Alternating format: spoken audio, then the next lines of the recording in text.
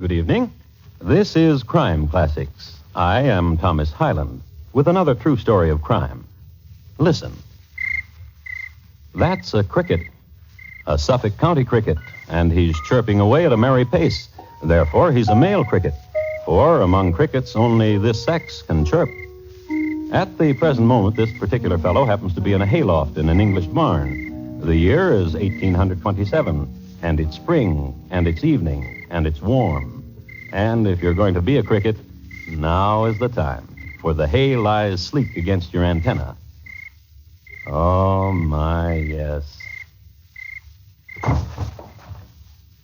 Dead cricket. 120 pounds of country girl just fell on him. Girl's name, Maria Martin, and she was a dead weight. So tonight, my report to you on the killing story of William Corder and the farmer's daughter. Crime Classics, a series of true crime stories from the records and newspapers of every land from every time. Your host each week, Mr. Thomas Hyland, connoisseur of crime, student of violence, and teller of murders. Now, once again, Mr. Thomas Hyland.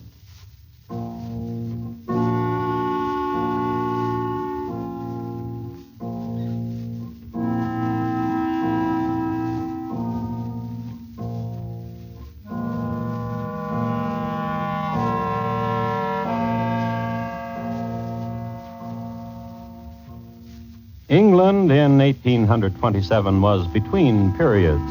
A decade before, Napoleon had met his Waterloo, and a decade later, Victoria was to sit on the throne.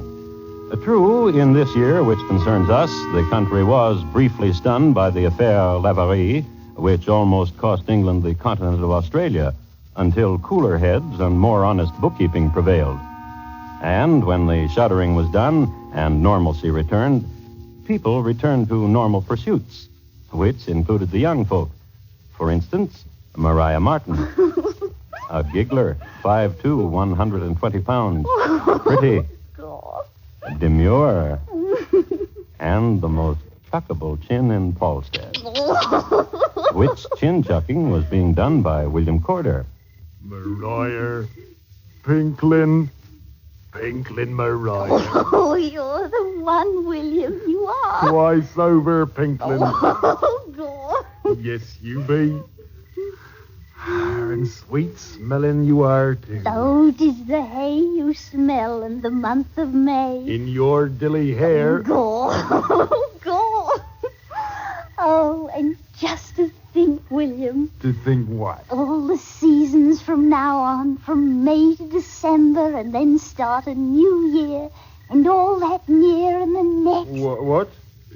What talk you? For every month, for every season, you are mine. Well, now, I have not said that, or perhaps sometimes... What?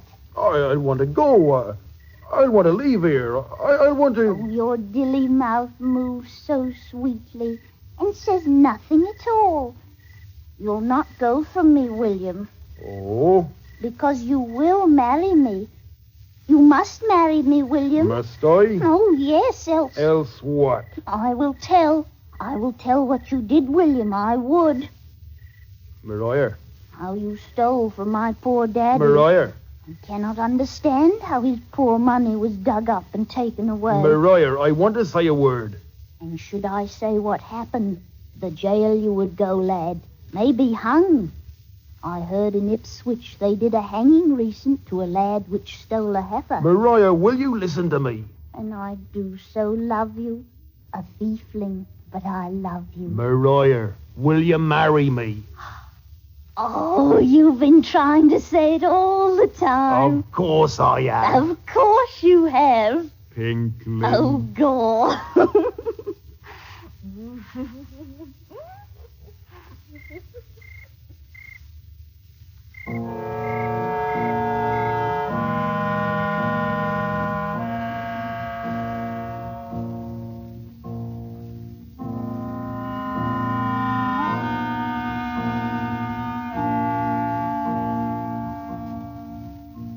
I would like to read to you a description of William Corder as taken from a 19th century journal. He was about 5 feet 6 inches in height, usually affected a drab greatcoat, plaid lilac handkerchief, a black dress coat and blue pantaloons, and had rather a large nose, a small face, and a ring on the little finger of his right hand. That was William Corder. Of course, since this was spring and a warm one, he took off his drab greatcoat, especially on the evening when he left Maria and went home and sharpened a knife. Oh, he was a handy man. That's why he was so useful around the various farms in Paulstead. Everybody loved him. Everybody needed him. To mend a plow or stretch a thong, the cry went up, "Aye, Billy Corder!" This with smiling affection. And the next morning, when he went to the farm of his betrothed, Aye, Billy Corder. from Maria's father, Hi, Billy Corder.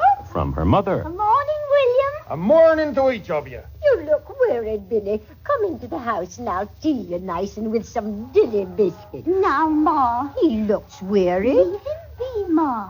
What you been doing, Billy? A sharpening. Oh, what a sharpening. Knives for the farmers all about. I'd give you a hand whenever you'd want, Billy. Howdy-o. But I come this morning with another favor to ask. Oh, my. What favor, Billy boy? Concerning... My. Oh, my! Concerning what, Billy boy? My love. My pinklin. My dilly girl, Maria. I be losing her, Billy boy. You be good to Billy, Maria. Now, Ma. Just be good to him, you hear? Yes, Ma. Then you be saying yes to what I'm asking? I'm saying it. Then, here's the thing. Oh, a dowry thing, eh? Well, since there was the stealing, since my poor money was dug by robbers, there's not very much I have. But I am Marley- a farmer, but my ground is clay and rocks. And you are a mole catcher. And I cannot run fast no more. Come here to me, Billy. Here I be. But close as a mother to a son. Son, Yes? I have a farthing put aside for Maria and for you. Oh, Taddy-o. And, there's a pistol I like so much in the parlor, For what, a pistol? which I must have. Traveling as we are, Maria and me, to London for the marriage. To London you go?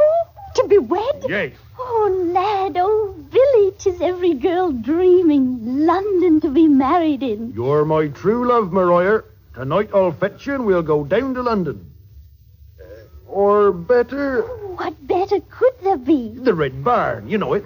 I'll meet you there at the crossroads. Oh, whatever you say, love. Ain't he a love, Ma? Oh, he's a love, all right. He's a real love.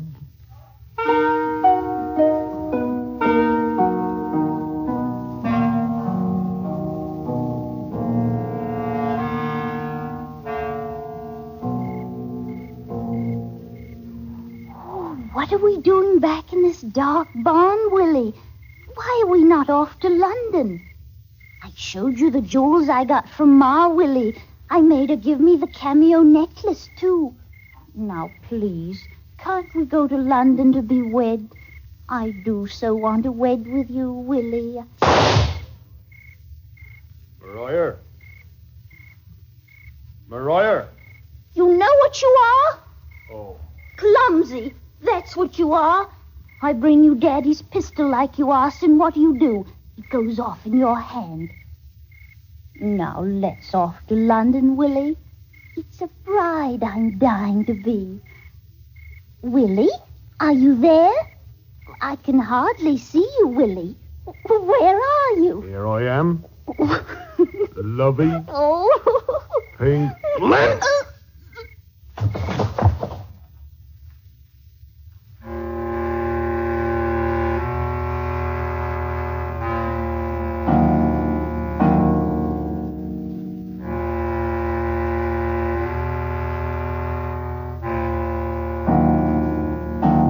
with the knife he sharpened last night. Then he carried Maria down from the loft into the empty corn room. He left her there for a moment and ran down the road a piece.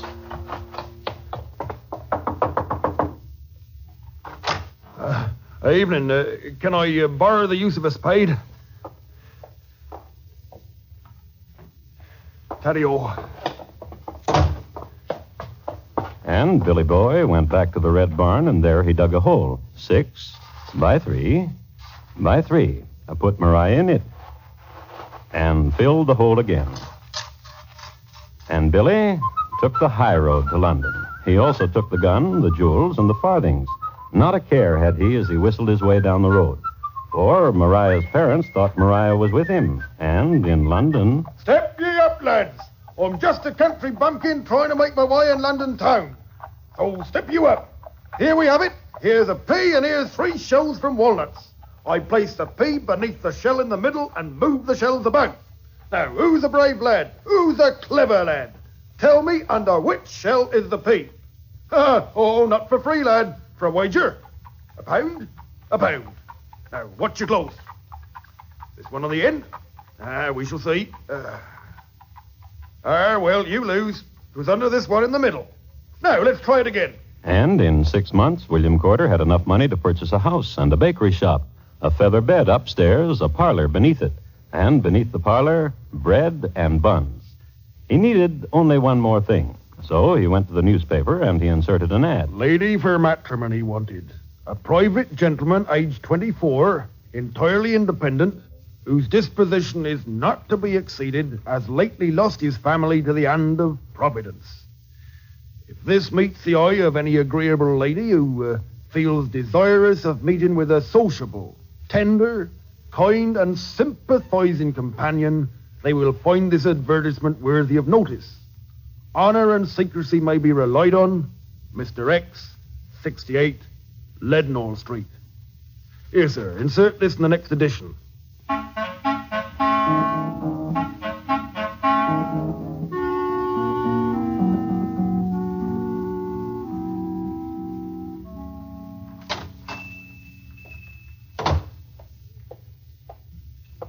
Sir, At your service?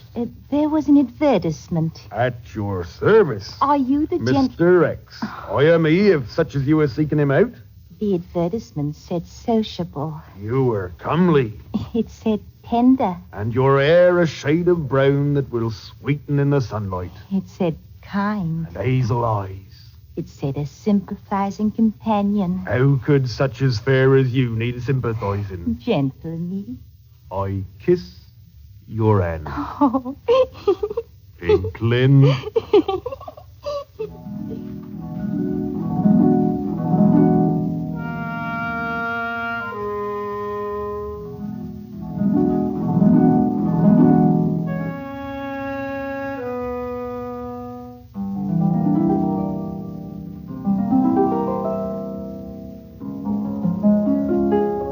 That's how they did it in 1827.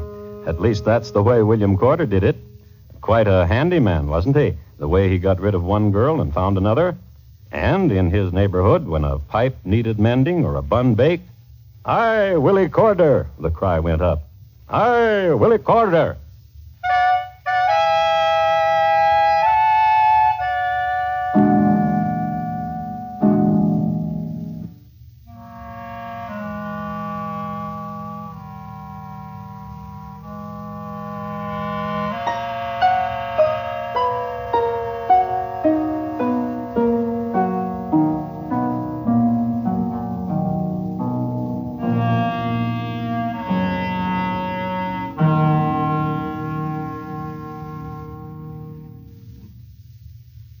You are listening to Crime Classics and your host, Thomas Hyland.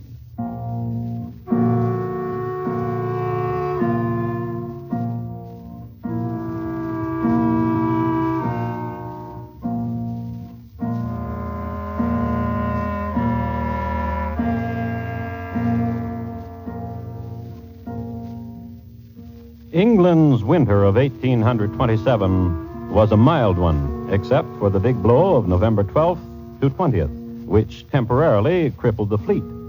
It was a season of cool freshets and sunny, bright days. Not all was peaches and cream, however. Because of the locust plague of that year, many people starved to death. Two, an unprecedented series of coal mine mishaps around Newcastle in December finally caused Louis Trini, a gazetteer of the day, to write, and I quote, "What with the fleets having to be refurbished, what with the cruel cries of the starving in the streets, And what with the shawled widows at the mines, this winter, though a gentle one, has been quite disastrous. We await spring, unquote. Well, spring came, and one of the nicest sights on an April day on Leadenhall Street in London was the new Mrs. William Corder. She would lean her head against her husband, and arm in arm, they would stroll. Willie. It's the truth, every bit of it. When Wellington called for volunteers, I stepped out of their ranks and... Willie. It's the truth, Birdie. I know it's the truth, Willie. It's just that my heart is thumping because you might have been killed. Me? Oh, Willie. But, Birdie, I knew when I volunteered nothing was going to happen. I hadn't met you yet, and I had to live to do that, so... What else? Huh? What else happened to you before you met me? Well, before I met... Right before I met you, I was in Italy. You said France. Willie. Before France, I mean. And the Italian women, what of them, Willie? Oh, I didn't have no time to bother with them. I was on a secret mission. Oh, Willie. Now, don't you tell nobody. Brave, Willie. You happy, Birdie? Happy as is happy do. Happy do indeed. Oh, yes. Willie, Yes? the jewels you're going to sell to my brother, how come you buy them? By a gamble, a game of cards. But they're a lady's jewels. Then isn't it obvious, Duck? I gambled with a lady. Didn't you know her it were while on secret assignment? Gabbed I was like a gypsy. I would have lost to you, too. Downy bird. Oh. Come. How, sister? Hi, Willie Corder. Hi, lad. Nonny, Brother Sidney? Twice and go to grass, brother-in-law, for what luck you had at the cards last night. And, will we cheat me at this transaction, too? Isn't he priceless, Brother Sidney? He's a good brother-in-law. But how good? What price will you give me for these jewels to add to your stock? Middling good. You see, wife, your brother becomes a haggler when it comes to money. Be generous, Sidney. What you give us will buy a new oven. £50 Done. for this cameo necklace alone. This other stuff, not worth a shocked farthing. £50 then. I'll write you out a check. Daddy-o. Good brother. And of me? A duck. A dilly duck. A love.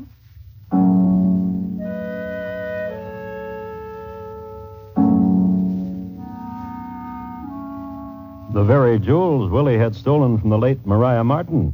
And you remember where Maria got them from. Her mother. And you remember her mother.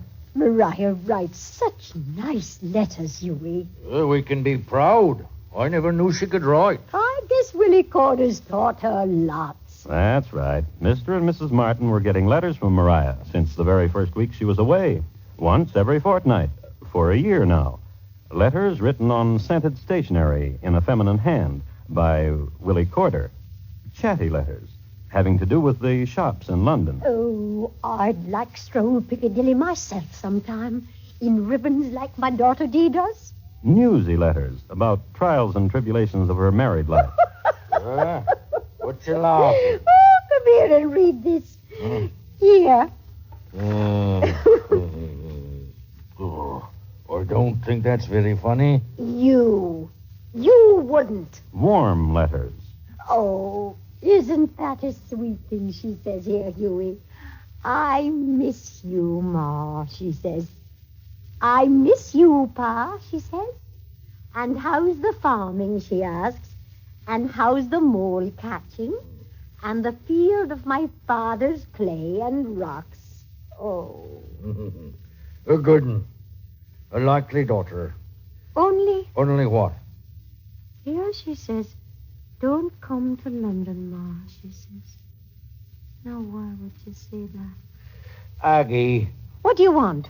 Maria could not write when she left here. She writes good now. Better than me. Ah, that Willie. Hey, Willie Corder, lad.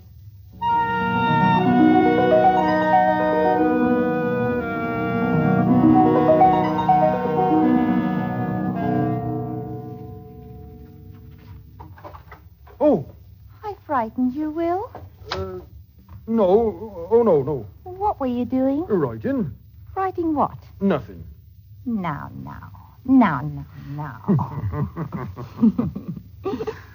Don't try to hide anything from me, Will. Oh, Pinklin, I wouldn't do that. Then what writing were you doing? Promise not to tell. What writing, Will? Promise. I promise. Come here. See this? The check my brother gave you Look again. for £150. Uh-huh. But he gave you a check for only 50. Uh-huh. Then what you were writing... I fixed the check. Oh, what a joke on your brother. Hey, hey, hey. Well. Downy bird. Forgery. Not quite. Simply an extra £100. Clever. Is it? Clever. Clever. It is. Isn't it? What a one. Who? What a one. Now, who could that be? The tradesman, I think. Let's go to the window and see. The tradesman. And see what he has for us. A new bed warmer. A new quilt. A new feather quilt. And a pillow. A new pillow. And look down there. A new bed. Oh, what a one. What a one you are. Oh, husband. Tradesman, bring them in. Bring them all in. Everything.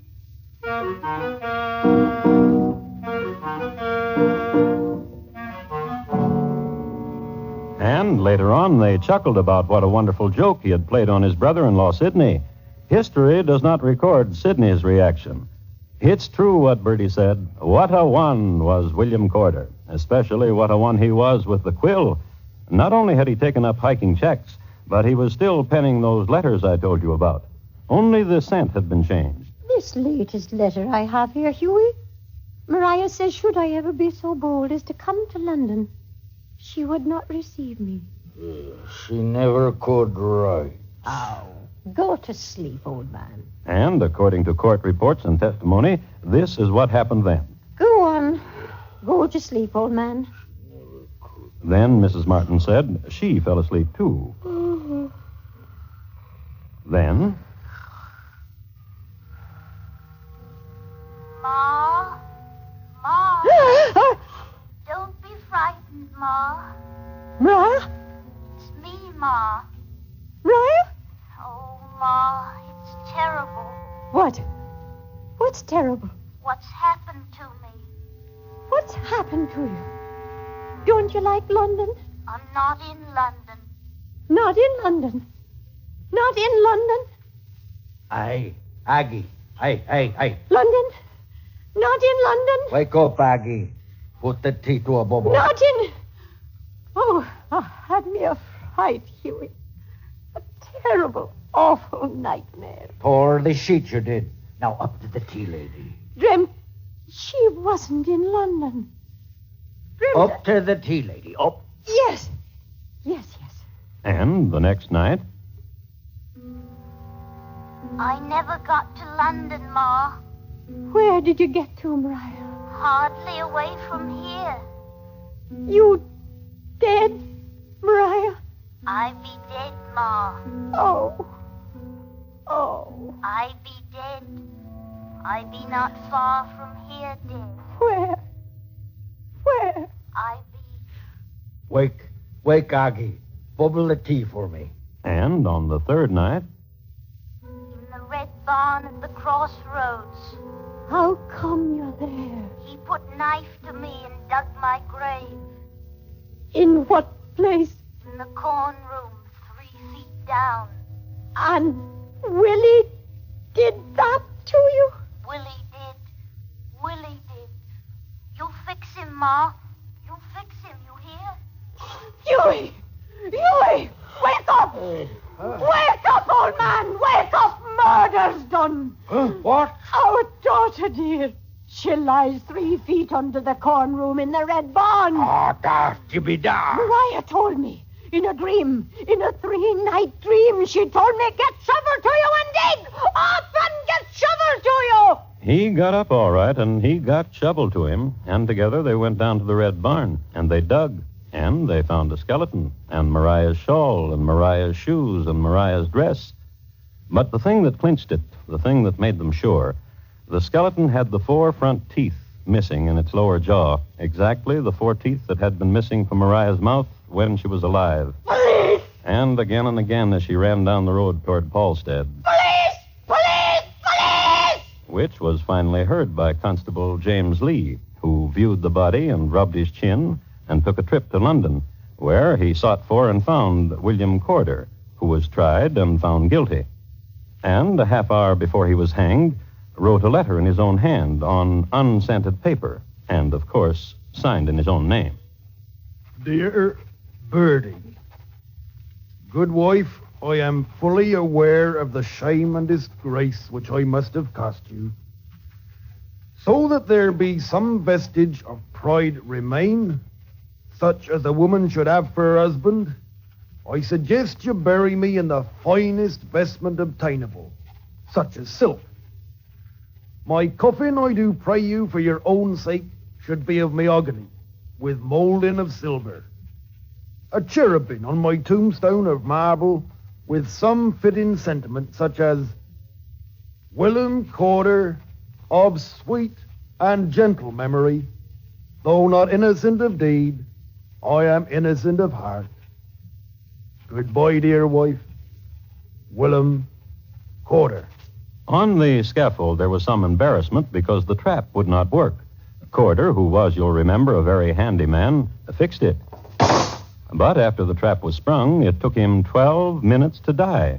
So he probably didn't do a very good job.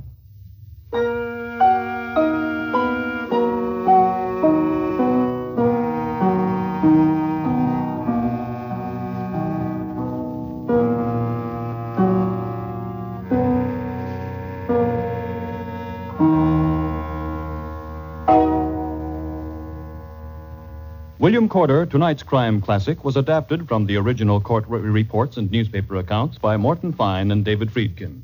The music was composed by Bernard Herrmann and conducted by Wilbur Hatch, and the program is produced and directed by Elliott Lewis. Thomas Hyland is portrayed on radio by Lou Merrill.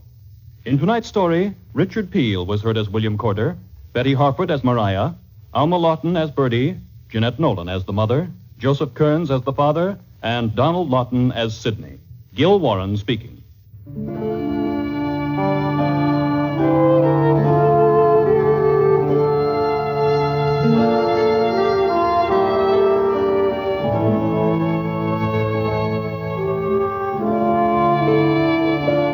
This is the United States Armed Forces Radio and Television Service.